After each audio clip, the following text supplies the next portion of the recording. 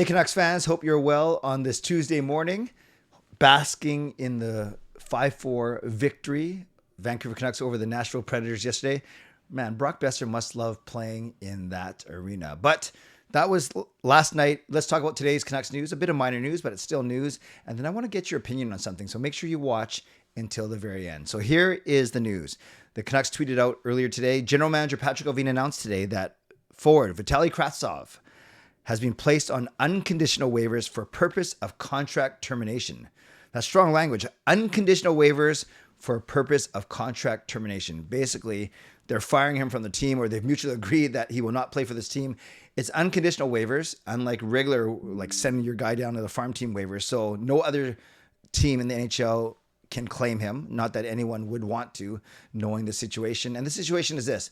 It sounds like Kravtsov does not like playing in Abbotsford, does not like playing in North America, obviously not with the Vancouver Canucks, so therefore is returning to Russia, and as Rick Dhaliwal has reported, is probably signing a 3-year contract with a team in the KHL there in Russia. So let's do a quick backstory on Kravtsov. He was drafted 9th overall in 2018, just 2 picks after Quinn Hughes. Yes, Quinn Hughes went 7th. What a steal. Kravtsov went 9th to the New York Rangers. Toiled in Russia and the AHL a little bit, and then made his debut with the Rangers in 2020, 2021. 2 goals, 2 assists, 4 points in 20 games. Then did the next season in the KHL, and then one more season with the Rangers, or half a season with the Rangers. 3 goals, 3 assists, so 6 points. And then got traded to the Canucks, and he got 1 goal, 1 assist, 2 points in 16 games. And then that's it. That's his NHL career. 12 points total in 64 games. Now, what did the Canucks give up to get him? This was March 2023. They traded minor leaguer Will Lockwood, forward Will Lockwood, and a late 6th or 7th round pick in next year's draft. So yes, even back in 2023, they're thinking 3 years ahead. So the 6th or 7th round pick, I can't remember which one it is, of next year's draft, the 2026 draft, is going to go to the Rangers along with Will Lockwood back in the day. And then we got Vitali Kravtsov. So he did play 16 games with us, got 2 points.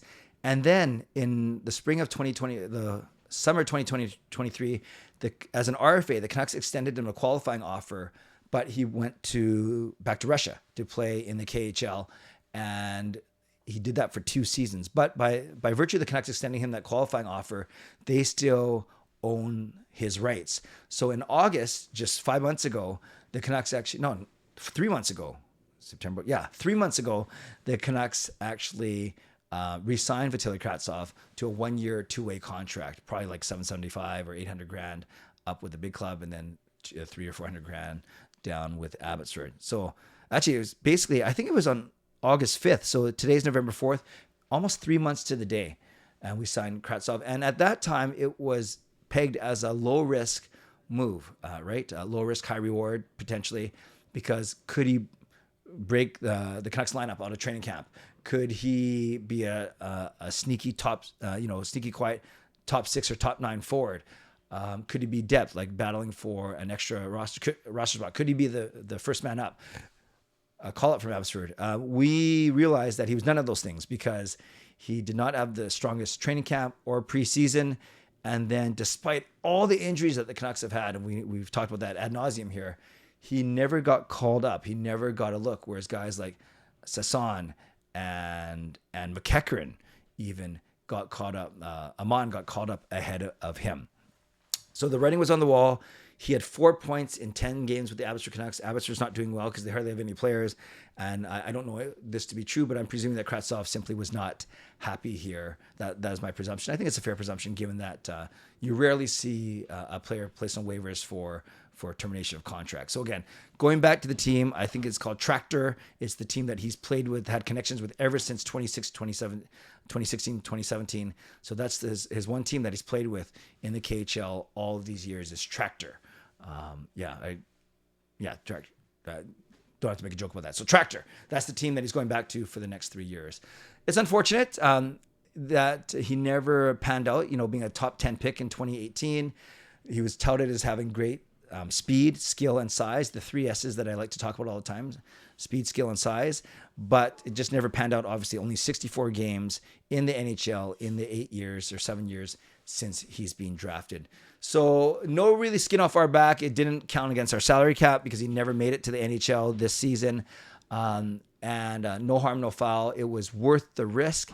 But kind of like what all of us were saying when they signed him back in August or re-signed him, brought him back, is this was a low risk, high reward potential. And there was no high reward and to go along with that low risk. So Vitali Kravtsov, going back to the KHL, placed on unconditional waivers today for the purpose of contract termination. And it wasn't anything nefarious or anything bad, simply a change in scenery and probably a change in heart, change of desire, change of all those things for Kravtsov. So we wish him luck, but I can't say we'll miss him much on the team because he wasn't much of an impact player. So there we go. Some words on Vitali Kravtsov. We don't talk too much about last night's game, aside from I'm going to echo the fact that the Canucks are 7-7 and they're 500. They got to make some moves, but at least they're 500 given all their injuries, up to 9 players. Now they had Hughes back. They had Besser back. It sounds like Garland is next, followed by Bluger. So eventually they'll be down to 5 guys on their injury list. God forbid no one else gets hurt. So to be 7-7 after a compressed schedule, 9 out of the 14 games have been road games and suffering through all those injuries, I'll take it. Some of you might think I'm going too easy on the team, but if any other team faced the same type of injuries to the same type of caliber player, I think they would be happy to be 7-7 as well. So we'll see how they do. 2 winnable games against Chicago and Columbus, and then the really tough stretch of Colorado, Winnipeg, Carolina, Tampa, Florida, and Dallas. So we'll see what the team is made of by the end of this month. One thing I would love to get your opinion on, so please listen to this for the next minute and a half or so, and then give me your opinion in the comments, because your comments mean a lot to me. Even if I don't get a chance to reply to all of them, I read all of them for sure. Thinking about doing a morning show, but not every day. The morning after a Canucks game, the previous night, I was thinking of doing a half an hour show in the morning, 7:45 to 8:15. So I'd get ready for work, come down in my little shirt and tie, do a show for half an hour, and then get on the road by 8:20, 8:25 so I can get to work by 9. And it would simply be a recap of the previous night, but having the advantage of listening to all the post-game interviews, watching the highlights more closely, listening to the opposing teams' post-game interviews. And really, I wouldn't do the same format as I would do with my post-game live streams of the goal visualizer and the box score, blah, blah.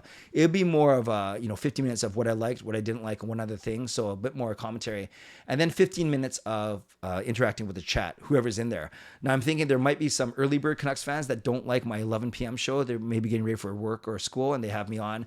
And I'm thinking this would also capture Canucks fans that are not only across the continent in different time zones, but also overseas. I know there's a lot of Canucks fans and there's some Canucks fans that watch me. Shout out to all you guys if you're in Hong Kong or in Europe, anywhere across the Atlantic or Pacific if you go the other way. But you know what I mean.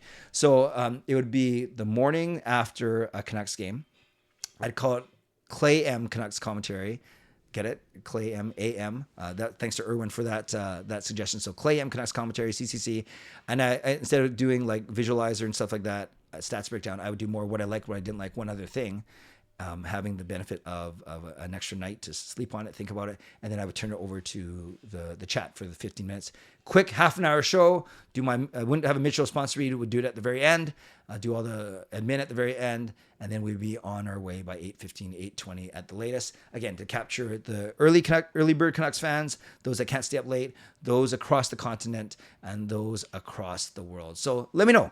Let me know in the comments below your thoughts. Would you watch such a show either live, 7:45 to 8:15 Pacific time in the morning, or would you catch it on replay? Or do you think I'm wasting my time?